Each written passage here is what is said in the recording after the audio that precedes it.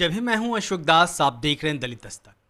गाजीपुर जिले से एक खबर आई है। दरअसल गाजीपुर जिले में एक गांव है सौरम, और वहां की ग्राम पंचायत ने वहां के डीएम को चिट्ठी लिखी है, जिसमें कोविड से हो रही मौतों के बारे में जिक्र किया गया है और कहा गया है कि उनके ग्राम पंचायत में लगातार मौतें हो रही हैं और प्रशासन ध्यान दे।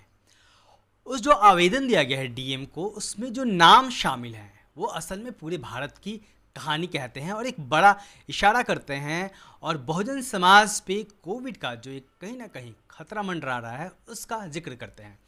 जो 16 लोगों की सूची सौंपी गई है ग्राम प्रधान द्वारा, सीमा जायसवाल द्वारा, 10 मई को उन्होंने ये चिट्ठी लिखी थी डीएम को। और उन 16 लोगों की आप सामाजिक पृष्ठभूमि देखेंगे तो सबके सब निम्न वर्ग से ताल्लुक़ रखने वाले लोग हैं। उसमें गौर समाज के लोग हैं, यादव समाज के लोग हैं, कुशवाहा समाज के लोग हैं, अंसारी समाज के लोग हैं, जो मुस्लिम समाज का जो पसमानदा मुसलमान कहते हैं, जो पिछड़ा वर्ग होता है, उसमें बिंद समाज के लोग हैं। तो कुल 16 लोगों के मौत का जिक्र करते हुए आवेदन दिया गया है।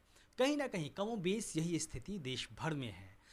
एक ऑक्सफाम इंडिया और ऑक्सफाम अमेरिका ने भी एक रिपोर्ट जारी की है, और उन्होंने अपनी रिपोर्ट में साफ साफ बताया है कि भारत का जो अनप्रिविलेज्ड वर्ग है, जो दलित आदिवासी पिछड़ा तबका है, वो कोरोना की सबसे ज़्यादा मार झेल रहा है, क्योंकि उस तक सुविधाएं पहुंच नहीं पा रही हैं, उस पर बहुत ज़्यादा ध्यान नहीं दिया जा रहा है, और कहीं ना कहीं यह समाज खुद भी कई मामलों में अवेयर नहीं है।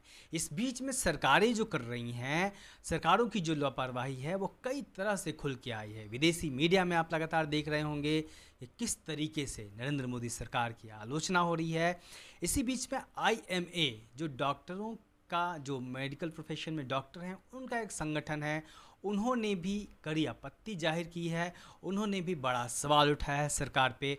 उन्होंने स्वास्थ्य मंत्रालय को चिट्ठी लिखी है, और उस चिट्ठी में साफ साफ उन्होंने लिखा है कि जो केंद्र सरकार है वो ध्यान नहीं दे रही है, वो सच्चाई को स्वीकार नहीं कर रही है, और उसके जो फैसले हैं, जिस तरीके से वो फैसले ले रहा है, वो कहीं ना कहीं ज़मीनी स्तर को नज़रअंदाज करते हुए लिया जा रहा है। ऐसा IMA ने चिट्ठी लिखी है स्वास्थ्य मंत्रालय को। उनका ये भी कहना है कि ज़मीनी स्तर पर कोई लेना देना नहीं है जो सरकार फैसले कर रही है, और इस तरीके से एक बड़ा संकट देश में जो है वो बना हुआ है। लेकिन इस बीच में हमें यह भी ध्यान देना होगा, जो गांव में रहने वाले लोग हैं, जो दलित आदिवासी पिछड़े वर्ग के लोग हैं, जो कहीं ना कहीं कम जानकारियों के अभाव में या फिर कहीं ना कहीं अवेयरनेस नहीं होने की वजह से वो शिकार हो रहे हैं ज़्यादा, उनको ये ध्यान देना होगा।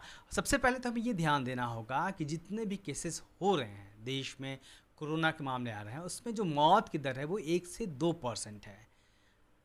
तो ये बहुत ज़्यादा घबराने की ज़रूरत नहीं है। सरकार ने और तमाम प्रदेश सरकार हैं, उन्होंने एक 6-7 दवाइयाँ हैं, उनकी सूची जारी की है। बस उन दवाइयों को हम अभी स्क्रीन पे दिखा दे रहे हैं, आप उसकी स्क्रीनशॉट लेके रख सकते हैं। जब भी आपको दिक्कत हो, बुखार आए, और उसमें कोई ऐसी बड़ी दवाइयाँ नहीं है, बुखार अगर आपको आता है, चाहे जिस वजह से भी आता है, तो वही दवाई आपको लेनी होती है, डोलो 650 mg की। इसके अलावा छोटी छोटी और दवाइयाँ हैं, जिनको आपको कोविड की वजह से बुखार आ रहा है या फिर किसी और वजह से बुखार आ रहा है, आप किसी मामले में ले सकते हैं, कोई बहुत ज़्यादा दिक्कत की बात नहीं है। और अगर डॉक्टर उपलब्ध हैं तो उनसे सलाह लीजिए, उनको दिखाइए।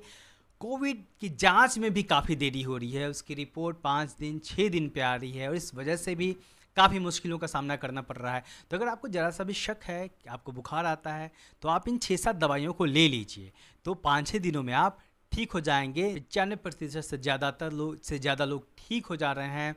बहुत घबराने की ज़रूरत नहीं है।